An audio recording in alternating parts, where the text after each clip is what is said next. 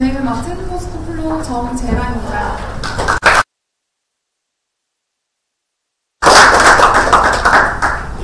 이번 강연을 통해 국 내외 ESG 동향을 확인하고 실질적인 대응 전략에 대한 입문의 장이 되었으면 합니다. 그런 의미에서 이번 강연은 EU CBAM 정책에 대한 동향과 이슈, 그리고 물류기업의 시선점, CBAM과 ETS의 연계성, 그리고 CBAM에 적용될 비용 산출 방식 등에 대해서 알아보겠습니다. 그리고 강연 이후에는 Q&A 시간을 가져보도록 하겠습니다. 이번 강연은 포스코 플로우뿐만 아니라 포스코 및 그룹사, ESG 관련 부서분들 대상으로 진행되며 참석해주신 분들과 웨비나를 통해 참석해주시고 계시는 많은 분들의 많은 참여 부탁드립니다. 오늘 강연은 딜로이트 EU CBAM 전담팀 리더 김병삼 파트너님께서 진행해 주시겠습니다. 파트너님 나와주세요.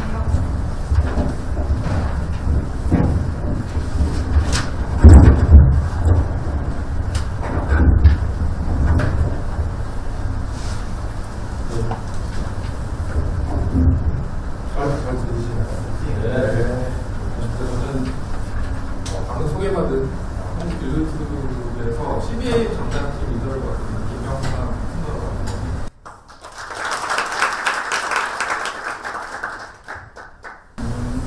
사실은 제가 오늘 이 강의를 지난달에 요청을 받고 나서 사실 이제 그냥 소규모 내부 강의 정도를 처음에 생각을 했었어요. 점점 그 담당하시는 정대가분이 한이 터진 것 들으시더라고요.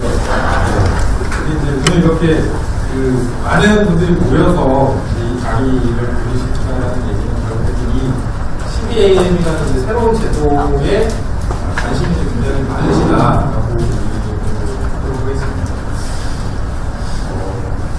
2014년도 한 10년 정도 됐는데요. 우리나라 이제 매출권 거래제가 도입됐습니다.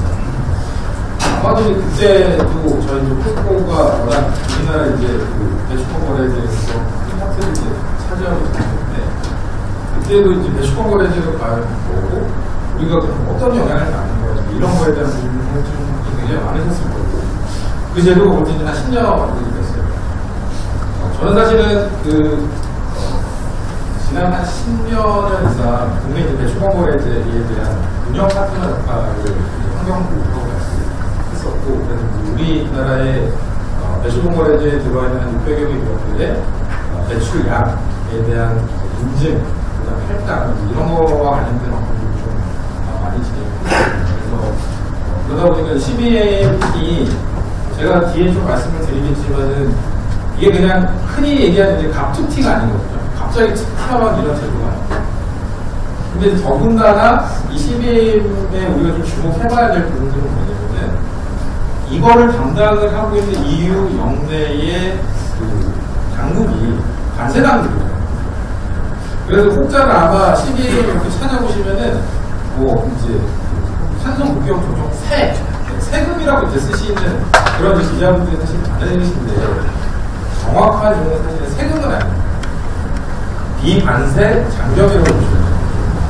그래서 이제 굉장히 저희한테 이제 중요한 건 사실은 뭐 저희 모여있는 포스코에서는 이미 이제 이 CBAM 대응을 하기 위해서 몇 년 전부터 이미 많은 준비를 하셨고 그래서 관련 부서에서 굉장히 이제 많은 전문성을 사실 이미 모여있거든요. 아마 그룹사 전체적으로 봤을 때는 이 CBAM 제도가 작년 이제 10월 달부터 막 시작이 됐기 때문에 아직까지는 그렇게 익숙하시지는 않아요. 그래서 오늘 제가 이제 그 강의를 좀 드리고자 하는 좀 전체적인 좀 방향은 우선 이 CBAM 문제도 좀 이해를 하실 수 있게 그런 이제 내용에 대한 거고, 그다음에 두 번째는 그렇다면 과연 이제 그 저희 같은 포스코플로우와 같은 이런 이제 물류 기업들한테는 어떠한 영향이 있는지 요거 위주로 조금 살펴보려고 합니다. 저는 이제 그 한국 딜로이트 그룹을 다니고 있는 김병삼 파트너라고 하고요. 제가 이제 뭐 이 컨설팅을 한 3, 4년 정도 진행을 했는데 주로 이제 에너지, 기후 뭐 이쪽 관련된 분야를 한 17년 정도 진행을 했습니다. 근데 그 중에 이제 과연 물류하고 관련된 것들이 뭐 여러 개가 있지만 뭐가 가장 좀 오늘 말씀드릴 수 있는 게 있을까 보니까 제가 이제 국토부 녹색물류 실천기업의 그 평가를 좀 한동안 꽤 오래 했어요. 예. 그래서 물류기업에 대한 그 온실가스 감축, 예. 이쪽에 사실은 이제 관심을 많이 갖고 있었습니다. 다만 이제 수성 부분에 대한 국내 이제 뭐 이제 제도권이 사실 이제 제조업보다는 조금 이제 늦게 사실은 들어왔죠. 네, 그러다 보니까는 사실 국토부에서도 최근에 더 관심을 많이 갖게 된 이런 분야라고 보시면 될 것 같습니다. 그래서 저는 주로 산업부, 환경부, 이제 국토부 등 이제 관련된 이제 자문 등을 많이 진행했고요. 최근에는 뭐 ESG 관련된 영역을 다양하게 좀 자문을 드리고 있고, 특히 이제 최근에 이제 CBAM과 관련돼서 전담팀 구성을 통해서 서비스를 제공을 하고 있습니다. 오늘 이렇게 많은 분들이 오신 거는 아마 최근에 이제 여러 가지 관심들을 좀 반증하는 것 같아요. 제가, 작년이죠. 이거 23년 7월 27일에 이제 서울경제에서 이제 그 CBM 관련돼서 이제 그 당시에 이제 시작하기 전이었는데, 기사를 좀 쓰고 싶다 그래서 제가 이제 인터뷰를 했었습니다. 근데 그 이후에, 이제 그 언론에 굉장히 최근에 관심들이 많으신 것 같아요. 그래서 엊그제 나갔었던 그 한겨레 신문에도 보면 이 담당 기자분이 이제 환경 전문 기자분이시더라고요. 그래서 굉장히 이제 배출권 거래제라든지 목표관리제라든지 EUTS에 대해서 굉장히 잘 알고 계세요. 근데 이제 이 기자님이 이제 중점적으로 좀 다루고 싶었었던 부분들은 이 CBM을 통해서 파급되는 파급 효과. 그러니까 이게 그 어떤 대기업뿐만 아니라 사실은 더 많은 이제 중소 중견기업들이 영향을 받거든요. 그래서 이제 그런 것들에 대한 좀 포커스를 많이 맞추고 싶어 하셨던 것 같습니다. 이게 이제 저희 이제 CBAM 대응 전담팀의 이제 리더들인데요. 사실 이제 이 CBAM은 단순히 그 배출량 산정이나 탄소 배출권과 같은 이런 배출권과 관련된 부분에 대해서만 이해를 하시면 안 되고, 결국은 관세, 그리고 이건 이제 국내의 어떤 규제가 아니기 때문에 유럽 내에서 이걸 어떻게 해석하고 있고, 그 다음에 유럽의 당국하고 뭔가 이렇게 협의나 아니면 유권 해석을 할 수 있는 조직이 필요해서 우선 유럽에 있는 벨기에 있는 다음 파트너님하고, 그 다음에 국내의 이제 관세 쪽 파트너님, 그 다음에 저 이렇게 해서 이제 전담팀을 현재 이제 운영을 하고 있습니다. 저희 회사 소개인데, 저희 회사는 1845년에 이제 설립이 돼서 글로벌 컨설팅 펌 중에는 이제 매출로는 1위 정도 되고요. 그리고 전 세계 한 40만 명의 177개국에서 근무를 하고 있습니다. 네, 그러면 본격적으로 강의를 시작을 하겠는데요. 제가 이제 오늘 좀 띄우려고 이제 넷제로 트렌드를 앞에 좀 넣고, 나머지 이제 CBAM 내용으로 조금 이제 내용을 채워봤습니다. 넷제로는 워낙 많이 들으셨으니까, 넷제로에 대해서는 다들 잘 이해하실 거라고 보는데, 그래도 조금 이제 짚고 넘어가야 아마 CBAM에 대한 이해를 더 잘하실 것 같아서 간단하게 저희 넷제로에 대해서 좀 짚고 넘어가 보도록 하겠습니다. 코로나19, 그 다음에 최근에 이제 우크라이나 전쟁이 전 세계 경제에 많은 영향을 사실은 미쳤죠. 학자들, 특히 이제 경제학자들은 지금 현재 이런 이제 트렌드를 때문에 결국에는 이 경제에 대한 이제 이 회복 속도가 스위시 형태. 그러니까 이게 나이키 모양을 이제 스위시라고 하잖아요. 그래서 과거에 이제 어떤 경제 위기가 왔을 땐 대부분 이제 계단 형태거나 아니면 이제 V자 곡선으로 이제 회복을 했었는데, 지금 전 세계의 경제는 굉장히 이제 느리게 회복을 하고 있는 게 사실상 추세입니다. 근데 이제 이러한 이제 코로나19나 그 다음에 이 글로벌 에너지 가격 변동을 일으키게 된 이런 우크라이나 전쟁의 어떤 이제 메인 이슈들이 여러 가지가 있겠지만은 그 중에 이제 가장 큰 이유 중에 하나를 결국 이제 기후 변화나 아니면 이제 넷제로와 관련된 여러 가지 이제 이슈를 꼽죠. 제가 이제 이 사진을 조금 좋아하는 편인데요. 여기 지금 보시면 이제 사자입니다. 이게 사자. 나이로비 시내를 보고 있는 사자의 모습인데, 사자가 굉장히 좀 남루해 보이죠. 털도 막 빠지고 좀 뭔가 이렇게 좀 어디도 아파 보이고 그렇습니다. 이게 뭐냐면 결국에는 기존에 이제 자기가 살고 있었던 서식지를 잃은 야생동물들이 아프리카 같은 데 자꾸 도시로 들어온대요. 그러다 보니까 얘네들이 갖고 있는 그 어떤 바이러스라든지 질병들이 자꾸 이제 사람들한테 옮겨진다라는 거죠. 뭐 아마 여러분들도 이제 그 얘기를 들으셨겠지만 코로나의 시발은 결국 이제 동물에서 왔다라는 이제 얘기들 아마 들으셨을 겁니다. 이걸 이제 결국에 이제 반증을 하고 있는 게 우측에 보는 이제 그래프를 보시면은 2020년도 전 세계 이제 온실가스 이제 변화량을 보고 계신데 전 세계의 한 24억 톤 정도의 온실가스 배출량이 줄어들었어요. 실제 24억 톤. 어마어마한 양인데 이걸 이제 대충 저희가 보겠습니다. 우리나라 그 1년에 그 배출해내는 배출량이 대충 얼마인지 아세요? 6억 톤이에요. 6억 톤. 그러면 6 곱하기 4, 6, 4, 24. 우리나라와 같은 나라가 한 4개 정도가 2020년에 사실은 사라진 거예요. 배출량 자체가. 이게 이제 반증한 얘기는 뭐냐면은 그동안 여러 이제 이 기후변화에 대해서 이제 비난하시는 분들이 기후변화는 뭐 누군가 만들어낸 사기극이다. 아니면 이제 기후변화와 관련돼서 이제 온실가스라는 거는 사실 우리 지구에 영향을 미치고 있지 않는데 괜히 하는 얘기다라는 거를 그냥 일축해버리는 하나의 이제 증거가 돼버린 거죠. 그래서 저는 이제 강의했을 때 이제 이 자료를 많이 쓰는데 24억 톤이 이제 없어진 거. 그 전 세계적으로 이제 그 생산 활동을 중단을 했기 때문에. 결국에 이런 온실가스 배출은 사실상 이제 입증이 됐고 이러한 이제 이슈들이 결국에는 우리 기후변화에 이제 영향을 미치고 있다라는 부분들은 이제는 이제 다 입증이 코로나를 통해서 또 입증이 됐다라고 보시면 될 것 같습니다. 자, 이렇다 보니 그 전 세계에서는 탄소 중립을 지속적으로 이제 선언도 하고 있고 이제 실행도 하고 있고 그다음에 저희 기업들도 이제 굉장히 노력을 하고 있죠. 이달 말에 이제 그 그룹사에서 강의 요청이 하나 있는데 그 그룹사에서 그 탄소 중립을 담당하시는 분들을 모두 모아서 이제 지금 포럼을 하고 계시다 그럽니다. 그래서 이제 그 포럼에서 이제 전 세계 이제 넷제로하고 그다음 기후 기술에 대한 부분을 좀 이제 요청을 하셔서 이제 제가 강의를 하게 됐는데 그 분들이 사실 이 포럼을 구성하게 된 이유가 뭐냐면은 그 그룹사도 이제 넷제로를 선언을 했어요. 넷제로를 선언했는데 이게 진도가 안 나가는 거죠. 결국 이제 온실가스 감축을 자체 공정에서 하시든지 아니면은 이제 비즈니스 포트폴리오를 바꿔서 저탄소 비즈니스를 이제 가시는 이제 이런 방향으로 가셔야 되는데 그게 이제 진척도가 생각만큼 안 되시는 것 같더라고요. 그래서 이제 뭔가 이제 기술 베이스의 방법은 없는지, 그 다음 글로벌리 그런 기술들이 이제 투자하고 있는 회사들은 누구고, 그 다음 그런 기술들에 대해서 우리가 어떤 식으로 적용하고 싶은지에 대한 그런 이제 좀 인사이트를 받기 위해서 이제 강의 요청을 하셨는데, 이러한 부분들이 결국에는 이제 전 세계 여러 국가들이 만들어내고 있는 넷제로에 대한 어떤 목표, 그리고 그걸 추진하고 있는 사항들이 기업까지 지금 이제 다 저변이 확산되고 있는 것 같습니다.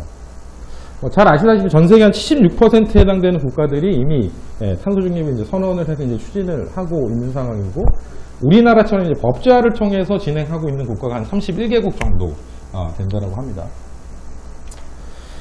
여기 보시는 바와 같이 이제 그 목표치를 대부분 이제 2050년으로 이제 타겟을 잡고 있지만 2040년이나 심지어 35년에 넷제로를 달성하고자 하는 목표를 잡은 국가들도 있어요. 근데 여기서 보시면 아시겠지만은 단기간에 이제 넷제로 달성하시고자 하는 국가들은 대부분 조금 이제 국가 규모가 작은 나라들, 한 500만 이 전후로 되어 있는 이런 국가들인데, 어쨌든 전 세계 31개 국가들이 이미 법을 통해서 탄소 중립을 추진하고 있다라는 거죠. 주요국의 동향입니다. 주요국의 동향은 아마 잘 아시겠지만, 사실 이제 유럽하고 이제 미국이 대부분 조금 이제 중요하게 다뤄지고 있습니다. 미국 같은 경우는 그 IRA를 통해서 사실상 지금 굉장히 이제 드라이브를 사실 걸고 있는 상황이고요. 이미 이제 유럽 같은 경우는 사실은 미국보다 훨씬 강력한 이 그린 비즈니스 위주의 산업 구조로 가겠다라는 게 2019년도에 발표한 그린딜이었죠. 오늘 제가 말씀드리려고 하는 이 그린 CBAM이 결국 이제 그린딜에서부터 사실은 이제 나온 거라고 봐주시면 될 것 같습니다. 우리나라 감축 목표는 이렇고요. 네, 이거는 이제 넷제로 이제 마지막 슬라이드인데, 우리나라에서도 역시 탄소 중립 기본법을 만들어 탄소 중립을 현재 추진하고 있죠. 2050년에 저희가 이제 목표를 잡고 있습니다. 뭐 이거는 아마 여러분들도 잘 아실 거고. 다만 이제 중요한 부분들은 뭐냐면은 우측에 보시는 것처럼 지금 전력수급 기본계획에서 잡고 있는 2050년의 전력 수요가 1166테라에서 한 1213테라와트시 정도로 보고 있어요. 그 당시에 이제 2050년에 인구 정도 한 4,900만 정도 보고 있고요. 지금 우리나라의 전력 수요가 대략 어느 정도인지 혹시 아실까요? 네. 지금 이게 1200테라 정도 되는데 2050년에 예상이 지금 우리나라가 한 500테라에서 한 600테라 왔다 갔다 하거든요. 그럼 이 얘기는 뭘 반증하냐면은 인구수는 우리나라가 동일하게 유지하겠지만 전력 사용량은 거의 2배가 넘어간다는 거예요. 예. 그러면 결국에는 전력 사용이 2배가 넘어가는데 지금 우리나라는 아직까지도 대략 한 60% 이상이 석탄화력 베이스거든요. 그러니까 석탄을 쓰는 데서 사실은 지금 현재는 온실가스 배출량이 제일 많죠. 저희 뭐 포스코도 사실은 마찬가지고. 그래서 이제 이런 좀 시사점으로 봤을 때 어쨌든 전 세계는 일렉트리피케이션을 통해서 모든 게 이제 전동화되는 거예요. 전기차도 그렇고 모든 게 이제 전동화가 되는 게 온실가스 감축을 위한 부분들인데 전력에 대한 부분들은 지금 현재 이제 구조에서 아마 이제 수소나 포스코에서 지금 이제 수소 관련된 부분들을 굉장히 신경 쓰고 계시고 이제 수소 환원철로 가기 위한 여러 가지 이제 기술 개발을 하고 계신 걸로 알고 있습니다. 저도 이제 이런 이제 패스웨이를 갖고 있다라는 거죠. 그럼 이제 제가 지금 이 첫 번째 페이지에서 좀 말씀드리고 싶었던 거는 넷제로에 대한 국가의 전략 그리고 이 국가의 전략이나 이제 방향성이 이제 기업의 피부에 와닿고 현실에 와닿는 이런 상황이 됐다. 요거를 좀 말씀드리고자 앞단에 제가 좀 눈을 띄워드렸습니다. 자, 그러면은 본격적으로 이제 CBAM을 좀 말씀드리겠습니다. 사실은 제가 아까부터 계속 그냥 CBAM이라고 말씀드리잖아요. 근데 이게 사실은 정확하게 어떻게 읽어라. 그거 아무도 규정해준 건 없어요. 그래서 처음에 이게 딱 났을 때 C밤은 그러죠. C밤. 근데 거기에 릴만 살짝 붙이면 욕 같잖아요. 그래서 저는 C밤이라는 표현을 잘 안 씁니다. 그리고 최근에 C뱀이라 그러더라고요. 또 C뱀은 또 뭐야? 그래서 저도 이제 CBAM이라고 이제 표현을 하고 그리고 이제 최근에 이제 기자님들하고 인터뷰할 때도 그냥 기사에 CBAM으로 써주세요라고 제가 이제 부탁은 드리거든요. 그래서 아마 엊그제 이제 한겨레도 CBAM으로 나갔는데 그래서 저는 그냥 CBAM으로 보겠습니다. CBAM. 그래서 CBAM이 과연 뭔지, 이게 왜 나왔는지, 그리고 과연 이제 우리 포스코 플로나 이제 이 포스코 계열에는 어떠한 영향이 있는지 조금 설명을 드려보도록 하겠습니다. 혹시 지금까지 뭐 제가 드린 말씀 중에 혹시 좀 궁금하거나 좀 이렇게 물어볼 게 있으실까요? 네. 없으면은 바로 또 진행을 하겠습니다. 물 한 잔만 마시고.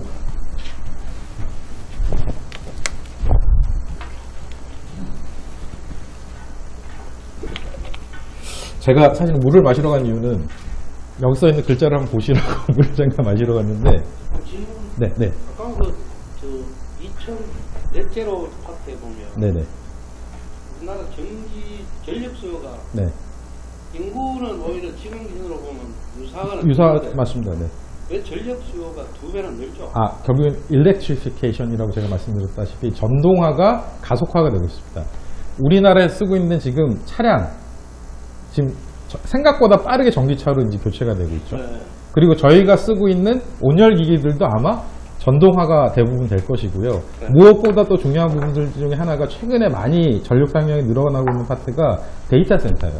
왜냐하면 대부분의 최근 이제 모든 이제 시스템들에 대한 어떤 트렌드가 이 데이터 센터의 크라우딩을 통해서 지속적으로 이제 시스템을 디벨롭하고 있고, 말씀하셨던 대로 이제 AI 베이스로 가는 세상에서는 이 전력 수요가 굉장히 많이 늘어날 수밖에 없다고 합니다. 그렇게 이제 여러 가지 이제 그런 사회적인 수요를 반영을 했을 때 전력 사용량 2050년이 되면 우리 국내 같은 경우는 대략 현재 한 2.5배 정도 될 것이다라고 예측을 하고 있는데, 지금 현재 11차 전력수요 기본계획을 만들고 있거든요, 국가에서. 근데 그 11차에서는 전력 수요를 2050년을 이 지금 1200테라가 아니라 1400에서 1500까지 지금 올려야 된다라고 이제 얘기를 하시더라고요. 그러면 궁금한 게 넷제로잖아요. 네네. 그러면 전력 자체 생산하는 게 네. 진짜 뭐 풍력이나 네. 수력이나 이런 걸 이용하지 않으면 네네. 결국 CO2가 또 발생할 수밖에 없을 건데 아무리 완벽하게 해도. 맞습니다. 네네. 근데 그때 2050은 또 넷제로란 말이에요. 네. 그럼 앞뒤가 안 맞는 부분이 있는 것 같은데. 자, 이렇게 보셔야 돼요. 저희가 이제 흔히 이제 넷 이러면은, 예, 넷이 뭡니까? 야, 너 그 월급 얼마야? 그랬어. 연봉이 얼마? 야, 나 1억. 넷으로 얼마냐고. 예, 이러면 넷이라는 결국에는 뺄 거 다 빼고 하는 거잖아요. 결국 이제 이 넷이라는 넷 제로 안에는 결국 이제 배출량, 감축량, 그다음 흡수량까지 다 포함해서 넷 제로입니다. 말씀하셨던 대로 실제 이제 그 뭐 국내 같은 경우는 온실가스 배출량의 대략 한 80%가 전환 부분, 그러니까 이제 발전 5개사, 예, 석탄화력 발전돼서 5개사, 그다음 저희 같은 철강, 그다음 화학, 이렇게 해서 거의 한 80%가 사실은 6억 톤의 80%를 거의 차지하고 있거든요. 근데 이제 말씀하셨던 대로 이제 그 전환 부분에 해당되는 그 석탄화력 발전사들이 지금 너무 힘들어요. 예. 결론적으로 뭐냐면은 우리나라에서 지금 공급하고 있는 신재생 에너지 비율이 대략 5% 내외거든요. 예. 그러면은 95%를 지금 신재생 에너지 돌릴 수 있어? 불가능해요. 예.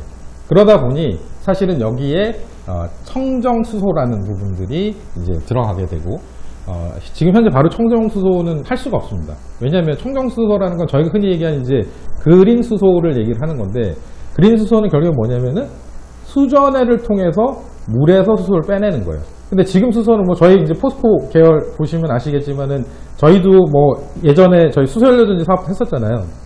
지금은 이제 안 하시지만 그 수소연료 전지에서 쓰고 있는 수소 같은 경우는 사실은 그레이 수소라 그래서 이제 가스 LNG에서 이제 수소를 빼서 이제 개질을 해 쓰는 방식이거든요. 요런 방식이 아예 이제 수소, 그린 수소를 생산하는 건데 사실 이제 그 유럽 애들이 항상 이런 건 좀 빨리 가고 있어요. 지금 유럽에 북해를 가시면은 풍력발전소가 대략 한 3에서 한 5기가 정도의 풍력발전, 그 해상풍력 발전이 있거든요. 이 해상풍력 발전에서 수소를 지금 생산하는 프로젝트를 재작년부터 시작을 했습니다. 네, 아쿠아벤투스라는 프로젝트인데 그 프로젝트 지금 시작을 하고 있고 거기서 이제 수소가 생산이 되면은 아마도 이제 유럽 전역에 수소를 이제 공급을 할 것 같아요. 그래서 이제 흔히 얘기하는 이제 무탄소 전원이 메인, 전력을 만드는 메인 이제 원료가 된다라고 보시면 될 것 같고 그게 이제 수소하고 이제 암모니아라고 보시면 될 것 같습니다. 네. 그러면 다음 진행하도록 하겠습니다. 네. 자, 그럼 지금부터 이제 CBAM이 왜 시작됐는지에 대해서 조금 설명을 드려보도록 하겠습니다. 그 CBAM은 이게 그냥 말씀드렸었던 것처럼 작년 10월 1일부터 그냥 갑자기 시작된 제도가 아니에요. 네. 이게 오랜 히스토리를 갖고 있습니다. 네. 그 히스토리를 찾아가자면은 이제 뭐 이제 과거 이제 교토 의정서부터 막 가야 되는데 그건 너무 길고요. 네. 최근에 이제 이슈 중심으로 좀 보겠습니다. 제가 이 상단에 보면은 Fit for 55라고 썼는데, 네. 혹시 이 Fit for 55에 대해서 아시는 분 계실까요? 제가 손을 들고 발표를 해주시면은 선물 하나 드리도록 하겠습니다. 네. 이렇게 모르세요? 포스코 플로어에서는 Fit for 55를 아시는 분이 아무도 없으신가요? 네. 이거 좀 생각보다, 네. 네. 지금 찾아보시는 것 같은데, 네. 한번 찾아보시세요. 네. 자, Fit for 55. 뭔가 fit 이러면 이제 맞추다 이런 의미잖아요. 그 for 50 이거 영어 잘 못해도 55에 뭔가 맞추겠다라는 의미 같아요. 네. 얘기는 뭐냐면 제가 뒤에 더 구체적으로 설명드리겠지만은 2030년까지 우리 EU는 1990년 대비 55%의 온실가스 감축률을 가지고 이제 온실가스 감축을 진행하겠다는 목표예요. 네. 그러면서 이 당시에 법률 패키지가 12개가 발표해요. 12개. Fit for 55. 뭔가 이제 55%를 줄이려면은 뭔가 계획이 있고 법률이 있고 거기에 따라서 이제 뭔가 시행이 되잖아요. 네. 그 중에 하나가 탄소 국경 조정제라고 보시면 되는데, 네. 이게 이제 21년도에 발표가 됐고요. 그러니까 불과 이제 뭐 4년 차 되는 거죠, 현재가. 네. 그러니까 4년 전에 발표가 된 거예요. 4년. 네. 근데 이 탄소 국경 조정제라는 게 결국에는 좌측에 보이시는 EU ETS, 그러니까 EU의 배출권 거래제하고 거의 이제 같이 연동이 된다고 보시면 될 것 같아요. 그리고 우측에 보시는 것처럼 결국에는 왜 이 CBAM을 하는 이유는 여기 이제 카본 리키지라고 써있는 탄소 누출이에요. 탄소 누출. 네. 탄소 누출에 대한 개념도 아마 조금 생소하실 수가 있는데, 탄소가 왜 누출이 돼? 눈에 보이지도 않는데. 이건 뭐냐면, 자, EU에서 20년 전에 배출권 거래를 시작했어요. 2005년도부터 본격적으로 시작했죠. 그러니까 대략 20년이 됐어요. 20년. 근데 배출권 거래제를 시작하니까 어쨌든 간에 EU 영내에서 온실가스 배출을 많이 하는 업종들이 자꾸 이제 주변 다른 데로 공장을 옮기는 거예요. 규제가 있으니까. 기본적으로 저희 사실은 이건 사실은 규제를 피해 한 하나의 이제 기업의 전략이죠. 그래서 이제 예를 들어서 이제 우리나라도 그렇지 않습니까? 우리나라도 이제 그런 규제는 아니지만 과거에 이제 굉장히 노동집약적인 비즈니스를 하다가 노동집약적인 비즈니스, 과거에 이제 우리나라 80년대, 70년대 가장 잘 되는 산업이 가발, 그 다음 신발 이런 거였던 거 아실 거예요, 아마. 아시는 분들 고개 끄덕끄덕 해주시는데, 그러면 이제 꼰대라는 이제 세대가 된 겁니다. 네. 근데 어쨌든 그 당시에는 저희가 이제 가발, 신발 이런 거였어요. 근데 요즘 그거 안 만들잖아요, 우리나라에서. 그런 거 지금 어디서 만든지 아세요? 방글라데시. 네. 제가 방글라데시하고도 비즈니스를 방글라데시 국가 전략 이런 것 때문에 여러 번 방문해서 이제 방글라데시랑도 비즈니스를 하는데, 사실은 우리 이 컨설팅을 하거나 아니면 이쪽 비즈니스 하시는 분들이, 야, 그래도 출장은 방글라데시 한번 가봐야 된다. 왜 그러는지 아세요? 정말 우리나라 60년대하고 비슷하다라는 거예요. 근데 가보시면 무엇보다 안 돼 있는 게 공공 인프라가 거의 없습니다. 버스 없고요, 당연히. 택시 없고요. 거기 이제 릭샤라고 하는 인력거, 자전거 베이스인 인력거를 대부분 타시는데, 어쨌든 이제 그런 나라입니다. 그런 나라에서 이제 노동 비용 굉장히 싸죠. 이런 것처럼 국가의 전략 또는 이제 그 기업의 전략에 따라서 EU에 있는 이제 고탄소 산업군들이 자꾸 이제 다른 나라로 가는 거예요. 그러면은 글로벌리 전 세계적으로 봤을 때 온실가스 감축이 되는 효과가 없잖아요. 규제가 없는 데로 가니까. 그래서 이게 탄소가 샌다. 그래서 이제 카본 리키지라는 표현을 썼죠. 그래서 탄소 누출이라는 표현을 쓰게 됩니다. 결론적으로 뭐냐면은 이 탄소 누출을 막기 위해서 CBAM이라는 제도가 생긴 건데, 이렇게 딱 놓고 보면 뭐냐면은 EU에서 비즈니스를 지속적으로 영위할 수 있는, 이게 놓고 보면은 EU에 있는 비즈니스는 점점점 이제 어떻게 보면 이제 하강 곡선을 긋고 있는 거죠. EU가 이런 이제 제도를 만들어냄으로 인해서.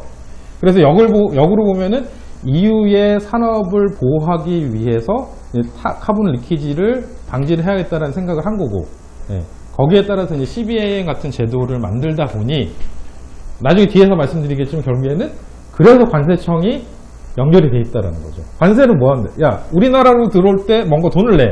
이거잖아요. 그래서 관세청에서, EU 관세 당국에서 이 CBAM의 커뮤니케이션 하는 이제 가장 이제 접점에 있는 역할을 지금 현재 하고 있는 겁니다. 그러니까 과거에는 EU 하면 사실 저희하고 관련되어 있는 거는 그냥 EU의 배출권 거래제예요. 배출권 거래제. 그럼 EU 배출권 거래제는 어디서 하겠어요? 당연히 환경 관련된 당국에서 하실 거 아닙니까? 근데 이제는 이 관세 당국까지 이제 물려가 있어요. 작년 11월 달에, 10월 달에 이제 이 CBAM 제도가 시작이 되면서 11월 달에 EU에서 이제 대표단이 옵니다. 한국에. 그래서 저기 대한상공회의소에서 이제 CBAM 관련돼서 이제 설명회를 하셨거든요. 그래서 그때 관세 당국에서 관세 총국 국장님 포함해서 6명이 오셨어요. 근데 저는 그때 약간 느낌이 뭐였냐면은, 이거 조선시대에 외국에서 뭔가 이렇게 장악을 하러 오신 약간 그런 느낌? 제 개인적으로. 약간 그런 느낌이 들었는데, 이거는, 어쨌든 간에 만약에 이제 이게 추진이 돼서 저희가 세금 형태가 됐든 어떻게 됐든 이제 이후에 돈을 내야 되는데, 굉장히 뭔가 이렇게 그분들이 어떤 이렇게 말하는 그 스타일이나 어떤 상황들이, 야, 니네 이거 안 지킬 거면 우리나라하고 더 이상 비즈니스 하지 마. 약간 이런 이제 좀 스탠스이시더라고요. 그래서 저도 조금 그때, 이게 이런 좀 나중에 더 큰 파급 효과가 있겠다는 이제 느낌적인 느낌을 받았는데, 결국에는 그분들이 다 관세당국에서 오십니다. 관세당국. 네. 지금도 저희가 보고하고 있는 주체는 다 관세당국입니다. 뒤에도 말씀드리겠지만. 그래서 이게 이런 이제 세 가지의 어떤 상황들에 따라서 생겼다. 이렇게 조금 이해를 해주셔야 될 것 같아요. 자, 그러면은 조금 구체적으로 볼게요.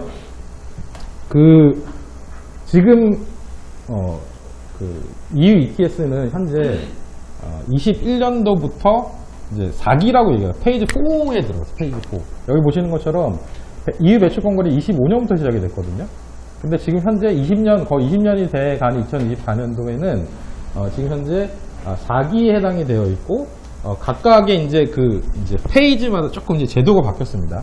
일단 첫 번째 1기 때 2005년부터 2007년까지, 그리고 2기가 이제 2008년부터 12년, 그 다음에 3기가 이제 2013년부터 2020년까지, 이렇게 되어 있는데, 우리나라는 우리나라 배출권거래제를 딱 3기 때 이제 한국은 배출권거래제를 도입을 했어요. 그러니까 위에서 한 10년 정도 하고 나서 한국에는 이제 배출권거래제가 도입이 됐는데, 사실은 이 당시에 배출권 가격이, EU 배출권 가격이죠. EU 배출권 가격이, 형편없었습니다. 예. 그러니까 형편없었다는 수준이 어느 정도냐면, 그때 뭐 1, 2로 미만까지 간 적도 있어요. 제가 알기로는. 근데 지금 얼마인지 아세요? EU 배출권? 예. 대략 한 13만원, 14만원 정도 가고 있어요. 근데 우리나라 지금 배출권 얼마인지 아세요? 7,000원에서 8,000원 왔다 갔다 합니다. 그러면은 나중에 뒤에서 저희가 이제 영향에 대해서 계산해 볼 텐데 7,000 곱하기 20이에요. 14만 원이에요. 네. 20배 정도의 차이가 있는 거죠. 그 얘기는 뭐냐면 나중에 CBAM을 통해서 20대 해당되는 돈을 내야 하는 상황이 될 수도 있다라는 거죠. 네. 지금 현재 추세로 가면. 지금 이제 어쨌든 배출권거래제 얘기를 하다 거기까지 갔는데, 이 4기 때 아까 말씀드렸었던 P455를 이제 만들게 되면서 실제 이제 그 감축 목표에 대한 부분들이 이제 굉장히 올라갑니다. 그래서 이제 매년 연간 이제 2.2%를 감축한다 그러다가 이제 4.2%도 더 이제 늘렸고요. 그리고 이제 관리하는 온실가스의 개수가 늘어납니다. 네.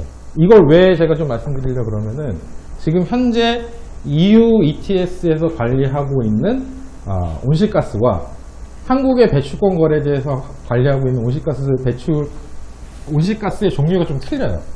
네. 우리나라는 그 IPCC에서 제시하고 있는 온실가스를 다 관리하고 있고요.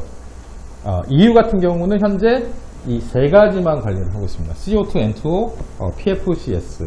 그 F가 들어가는 건 이제 보통 이제 뭐 불 속에 이제 온실가스라고 보통 얘기를 하는데, SF6라는 뭐 육불화학 뭐 이런 애들이 있거든요. 걔네는 이제 뭐 반도체 부분에서 사실 많이 써요. 근데 이런 이제 F 계열의 온실가스들이 그 전 세계에서 차지하는 온실가스 비중은 크지는 않지만은 개수가 굉장히 높습니다. 쉽게 얘기하면 SF6 같은 경우는 뭐 CO2의 23,000배 정도 되거든요. 예. 그러니까는 조금만 방출이 돼도 온실가스 이제 CO2는 굉장히 많아지는 거죠. 근데 비중으로 봤을 때는 대략 한 96%, 97%가 CO2라고 보시면 돼요. 그래서 이제 가장 많은 거부터 관리하겠다 그래서 CO2, N2O, 그 다음에 PFC까지 이제 현재는 관리를 하고 있다고 보시면 돼요. EU ETS에서는. 그리고, 이게 이제 제가 말씀은 드리겠지만 당장 이해는 안 되실 거예요. 이게 이제 allocation이라고 얘기를 해요. allocation. 할당. 네. 할당은 결국 뭐냐면은, 야, 니네 배출량 요만큼 배출할 수 있게 우리가 권한을 줄게. 썰티를 줄게. 요게 이제 할당이라고 보시면 되는데, 우리나라도 이제 할당을 하고 있어요. 근데 우리나라 대부분 이제 무상할당입니다. free allocation이라고 그래서, 프리는 무료잖아요. 무료로 정부에서 이제 할당을 현재는 거의 해주고 있다고 보시면, 물론 이제 5% 정도의 이제 유상 할당을 하고는 있지만은, 현재 사실 의미가 거의 없는 상황이고요. 근데 지금 유럽 같은 경우는 위에 보시는 것처럼 무상 할당이 43%예요. 네, 그럼 우리나라가 100%로 보면 대략 우리나라보다 한 57%는 더 타이트하게 가고 있다고 보시면 될 거고요. 그 다음에 발전 부분은 100% 유상입니다. 100%.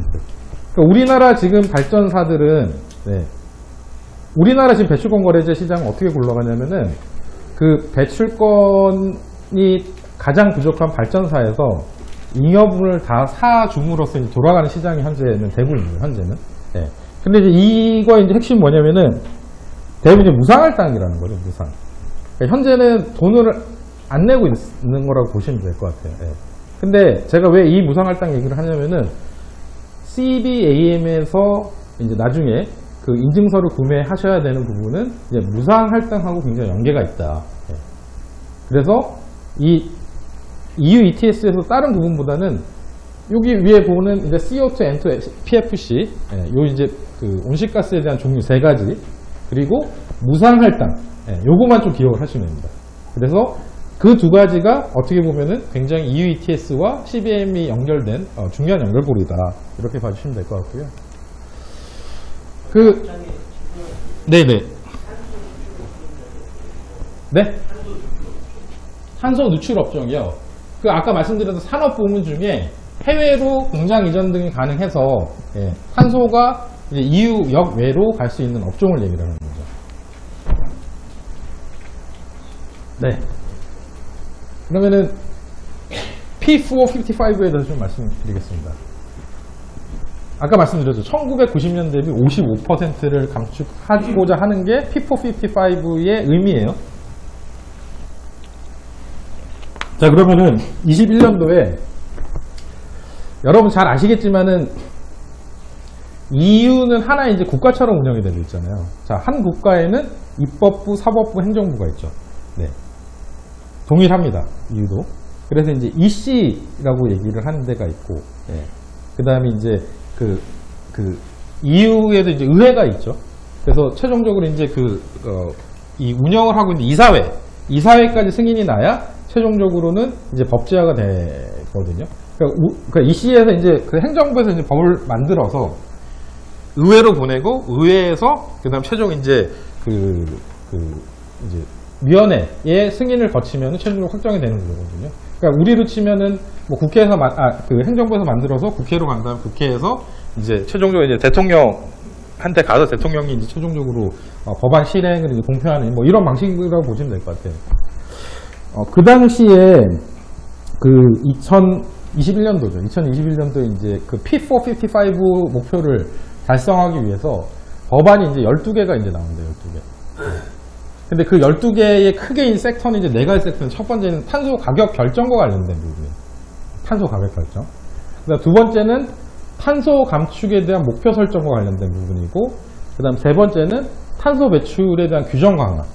그 다음에 네 번째는 그러면 이렇게 탄소 배출을 뭔가 이렇게 좀 더 규제를 하면 그럼 뭔가 이제 또 그 반대급부로 지원이나 서포트가 있어야 되잖아요. 그래서 이제 기계금을 만든 총 이제 개수로 보면 이제 13개인데 법안으로 이제 12개의 이제 패키지가 이제 발표가 되죠.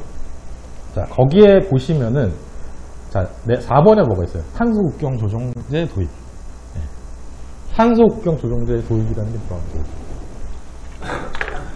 근데 이 카테고리에 보시면 탄소 가격 결정 카테고리에 있는 거예요. 탄소 가격 결정. 왜 이게 탄소 가격 결정에 가 있을까? 아까 제가 앞단에 말씀드렸던 것처럼 배출권 거래제하고 긴밀한 영향이 있기 때문에 그렇습니다. 자, 그러면은 여기 또 두 번째, 저희 이제 포트폴리오에 굉장히 관심이 많이 가져야 되시는 부분이 두 번째, 해운, 육상운송, 건물 거래제를 이제 확대하는 거죠. 해운은 이미 시작이 됐어요. 네. EU 영내로 들어오는 그 선사들 있잖아요. 선사들 같은, 뭐 예를 들면 HMM이나 뭐 이제 국내 이제 선사들 많지 않습니까? 유럽으로 들어갈 때 그 자기네들이 배출하고 있는 배출량에 대해서 보고를 하게 되어 있습니다. 이제는. 네. 그리고 그 배출량에 대한 부분을 가지고 아마 규제가 갈 것 같아요. 네. 이런 쪽으로 이제 확대가 되고. 물론 이제 저희 포스코플로의 비즈니스 모델은 이제 그러한 이제 선사나 아니면 저희 이제 자차를 보유를 해서 뭔가 그 자산을 가지고 운영한다기보다는 전체 이제 서비스를 제공하는 플랫폼 서비스를 제공을 하고 있기 때문에 현재는 큰 영향은 없을 수가 있습니다. 다만 저희가 비즈니스의 어떤 타입이나 포트폴리오를 다른 방식으로 확장을 해나갈 때 분명히 걸림돌이 될 수도 있고 고려를 하셔야 되는 부분들이 되겠죠. 그리고 이제 두 번째는 이제 감축 목표 설정, 그러니까 세 번째는 배출 규정 강화인데, 뭐 요런 부분들 보면 이제 여기에 뭐 해운 연료 기준이라든지 항공 운송에 대한 연료 기준 등에 대한 강화가 이 당시 이제 법안으로 돼서 다 통과가 됐고, 현재 이제 이게 하나둘씩 법제화가 돼서 실제 러닝이 되고 있다고 보시면 돼요. 그 중에 탄소 국경 조정제가 하나였다. 네, 이렇게 봐주시면 될 것 같아요. 뭐 지금까지 얘기했었던 내용들을 조금 세부적으로 보여드리는 겁니다. 이게 이제 우측에 이게 좌측에 보이는 이 그림이 사실 이제 EU에서 발표한 자료에 이제 들어가 있는 내용인데 이게 이제 탄소 누출을 얘기를 하고 있는 거예요. 여기 보시는 것처럼 여기가 이제 유럽이죠. 그럼 유럽에서 이제 탄소는 나가고 제품 들어온다라는 얘기죠. 네. 이게 이제 카본을 느끼죠. 그래서 우측에 보시면 지금 현재 이 CBAM은 그 Regulation 2024의 956에 해당되는 이제 레귤레이션, 이게 이제 뭐 법령 번호라고 보시면 될 것 같은데 거기에 따라서 운영이 되고 있는데 그 이 맨 앞장에 보면은 목적 자체가 제3국으로 탄소 누출에 대한 부분들을 감축을 하기 위해서 EU에 수입되는 상품에 대해서 이제 규제를 하겠다라는 게 전문에 밝혀져 있다고 봐주시면 될 것 같습니다. 도입 경과 제가 좀 말씀드렸고요. 이제 중요한 부분은 앞단에 이제 제가 다 말씀드렸고 2024년도 이거 잘못돼요. 2023년입니다. 2023년 이제 10월 1일 날 시작이 됐고 거기에 따라서 이제 지금 현재 1월 31일까지 1차 그러니까 작년도 이제 4분기에 대해서 배출량에 대한 정보를 지금 EU 당국에 이제 보고를 하게 되어 있었고요. 근데 다만 이제 EU 당국의 시스템 이슈, 그 다음에 이게 초기였기 때문에 보고를 또 못 하시는 분들이 있기 때문에 한 달을 연장을 해줘서 지난 이제 3월 1일까지 제출하는 걸로 연장이 돼서 이제 3월 1일까지 그렇게 이제 진행을 이제 했습니다.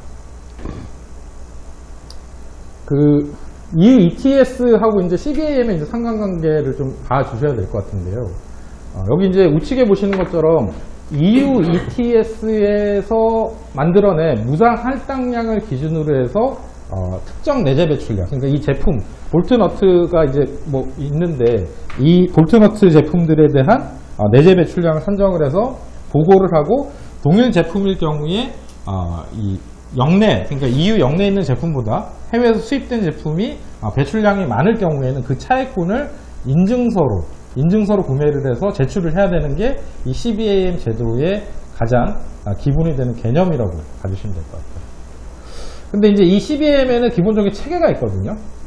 저희가 아마 배출공거래를 좀 아시는 분들은 아시겠지만은 이게 이제 MRV라고 보통 얘기를 하는데 M은 뭐냐면 measurement, measuring이라고 얘기를 하고 그러니까 산정 또는 이제 측정. 뭔가 이렇게 그 탄소 배출량에 대한 부분들이 이제 측정이나 산정이 돼야 되잖아요. 2단계가 있고요. 그럼 이걸 가지고 이제 당국에다 보고를 하게 됩니다. 그러면 이제 MRV한테 R이 이제 리포팅, 그 다음에 그럼 이게 이제 맞는지 안 맞는지에 대해서 이제 검증을 하는 베리피케이션 절차가 있습니다. 근데 제가 뒤에 좀 말씀드리겠지만 현재는 전환기간이에요. 전환기간. 2026년 이전까지는 이 제도에 적응을 하기 위해서 EU 당국도 그렇고 저희도 그렇고, 그러니까 EU 역외에 있는 국가들도 그렇고 이 제도에 이제 적응을 하자라는 의미로 별도의 이제 그 인증서 구매는 없이 지금 운영이 되고 있습니다. 다만 보고의 의무를 안 하셨을 경우에는 벌금을 내게 되어 있어요. 과징금이죠. 과징금을 사실은 내게 되어 있어요. 그래서 이 과정이 있는데 지금 전환기간 동안은 여기 있는 검증에 대한 부분은 현재는 이제 안 하셔도 되는 이제 이런 현재 상황입니다. 아까 제가 CBAM에서 이제 온실가스를 관리하는 좀 이렇게 그 종류가 틀리다라고 앞에 배출권거래제 말씀드리면서 좀 말씀드렸는데 이게 그 모식도라고 보시면 될 것 같아요. 전 세계에서 이제 과거에 이제 6대 온실가스에서 7대 온실가스로 관리 범위를 늘렸고 그 7대 온실가스 중에 EU에서 지금 현재 관리하고 있는 거는 CO2, N2O, 그다음 PFCS 이렇게 이제 보시면 될 것 같아요. 그리고 이제 여러분들 아시겠지만은 뭐 배출량 산정할 때 스콥 1, 2, 3 뭐 이렇게 나누잖아요. 스콥 1, 2, 3. 그러니까 1 같은 경우는 실제 이제 저희 이제 사업장에서 이제 배출하는 배출량. 스콥 2 같은 경우는 저희가 전력을 쓰게 됨으로써 배출하게 되는 간접 배출. 스콥 3는 이제 저희 이제 밸류체인상에서 나오는 그 배출량이 스콥 3라고 말씀드리는데 그 안에서 나오는 모든 배출량들 중에 유럽은 지금 CO2, N2O, 그 다음 PFCS만 관리를 하고 있고 실제 CBM에서도 요 3개만 대상이 된다. 그렇게 좀 이해를 해주시면 될 것 같아요.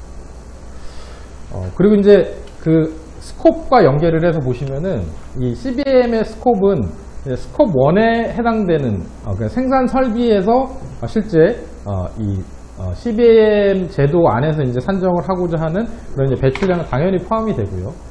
스콥 2에 해당되는 이제 그 간접 배출량도 포함이 됩니다. 근데 이제 우리나라와 가장 틀린 부분 중에 하나가 이게 스콥 3의 일부가 포함이 돼 있어요.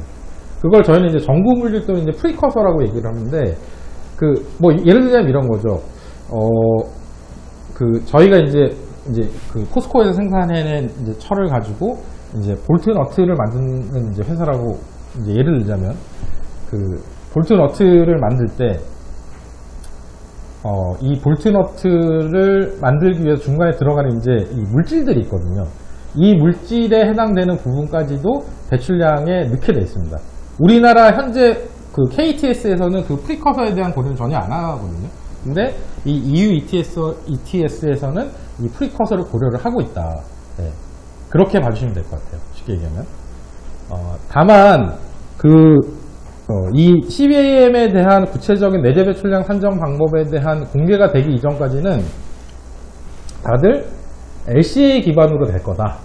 네, LCA 기반. 그러니까 라이프 사이클 어세스먼트라 그래서 이 밸류 체인 전반, 업스트림, 다운스트림, 그 다음에 저희 공정까지 다 포함해서 모든 이 과정에서 나오는 배출량을 다 포함을 시킬 거다라고 처음에는 예측을 했었는데, 사실상 규정이 나와서 보니, 그러니까 작년 이제 7월에 이제 초안이 나왔고, 이제 10월에 확정이 됐는데요.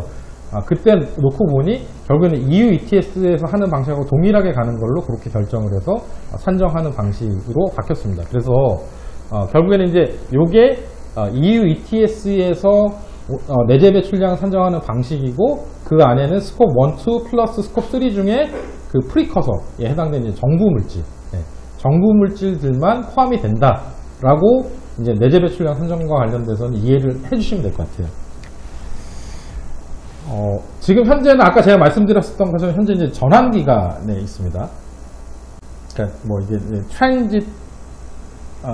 트랜지셔널 피어리어드죠. 그러니까 전환 기간에 현재는 있는데, 아까 제가 말씀드렸었던 것처럼 2023년 10월 1일부터 26년 1월 1일 전까지, 그러니까 2025년 12월 31일까지는 전환 기간에 해당되고, 이 전환 기간 동안은 조금 이제 그 확정 기간보다는 조금 이제 완화된 형태의 이제 규정을 갖고 운영이 됩니다. 여기 이제 MRV, 그 다음 인증서 구매, 그 다음 보고 빈도, 그 다음에 내재 배출 산정 방법론 등이 조금 차이가 있어요. 이거를 다 뭐 이제 일일이 설명드리기에는 조금 이제 시간상 한계가 있을 것 같아서 조금 세부적인 내용들 중 좀 중요한 거 위주로 좀 말씀드려볼게요. 우선 의무사항 중에 이제 보고와 관련된 부분이 가장 중요한데, 보고와 관련된 부분들 중에 이 용어 자체가 전환 기간에는 보시다시피 보고서예요, 보고서. 네. 근데 이제 확정 기간으로 가면 신고서로 바뀝니다. 네.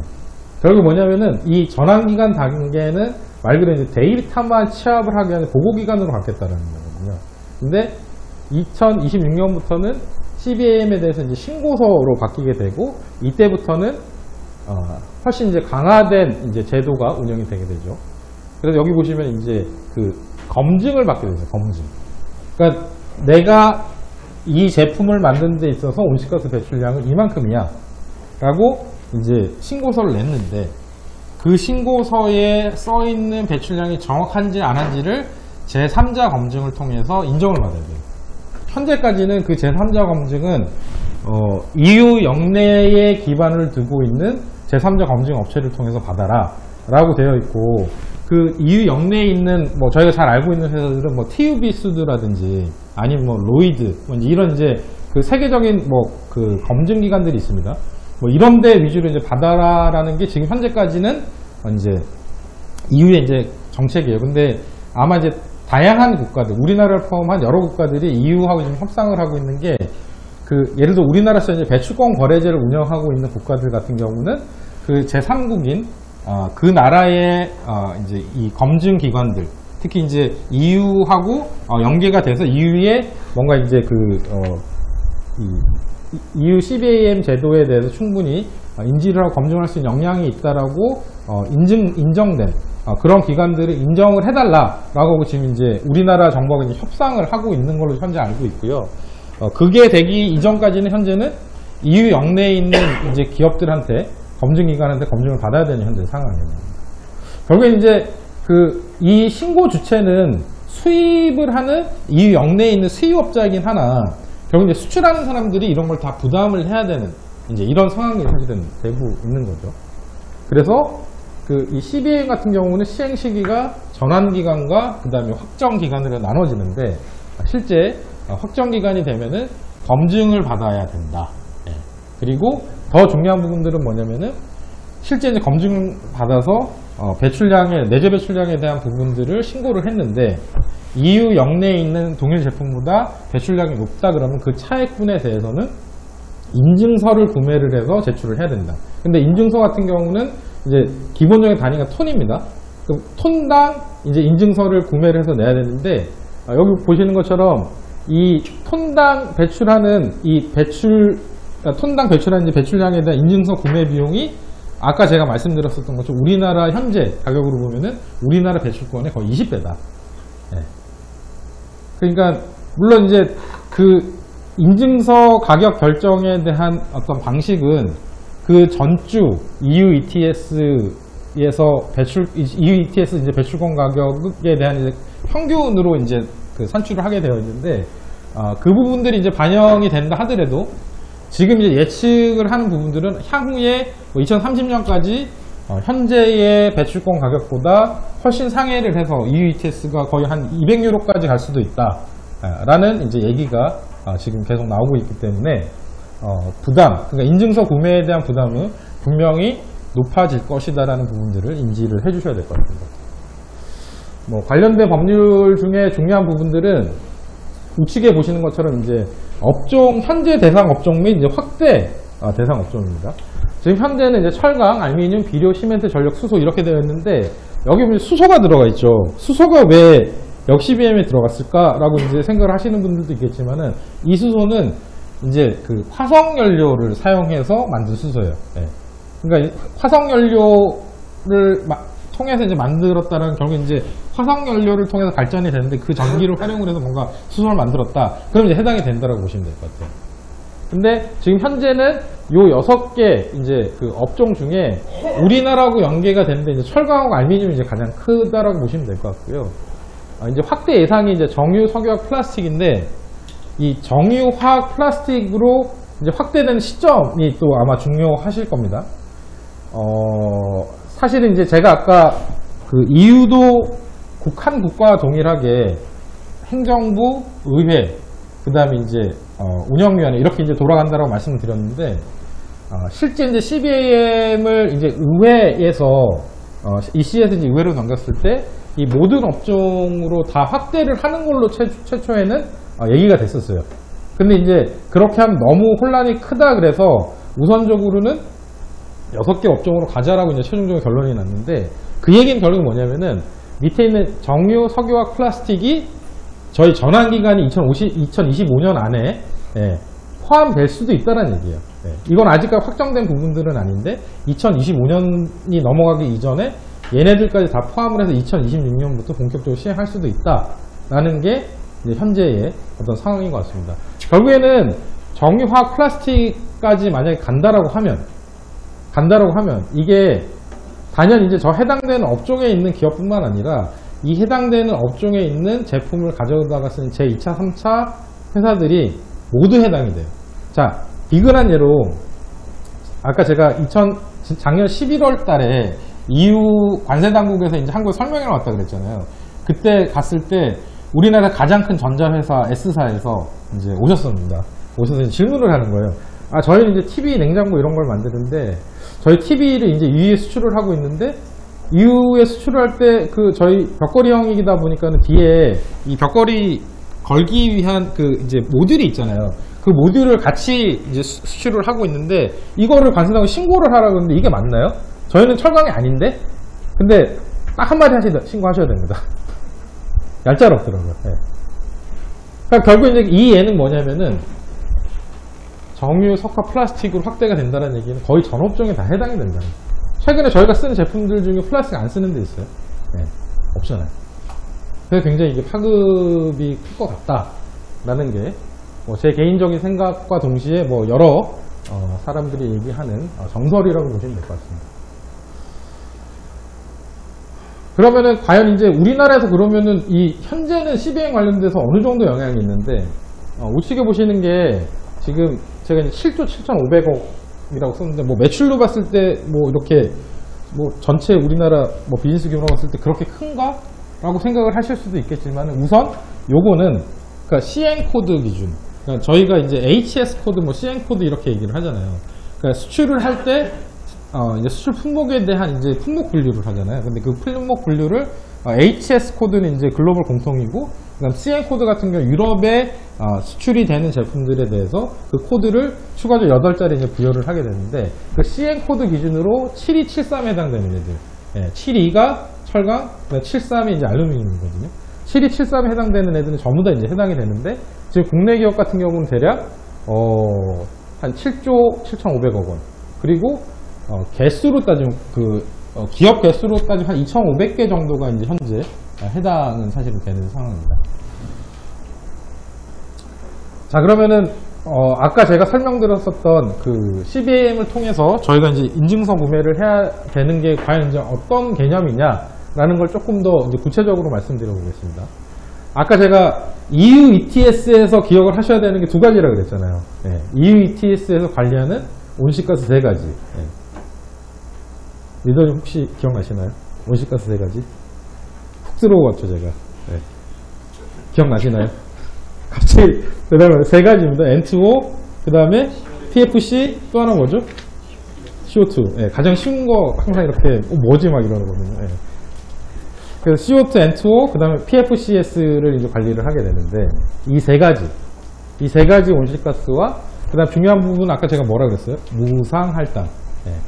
무상할당이 왜 중요하다? 왜냐하면 EU ETS 기반으로 산정한 제품당 무상할당량을 기준으로 해서 이 특정 내재 배출량이라는 게 결국에는 우리 이제 수출하는 수출 기업이 생산해낸 제품에 내재되어 있는 배출량이라고 보시면 돼요. 이게 한국어로 바꾸다 보니까 이게 스페시픽 이제 임베디드 뭐 이제 에미션 뭐 이렇거든요.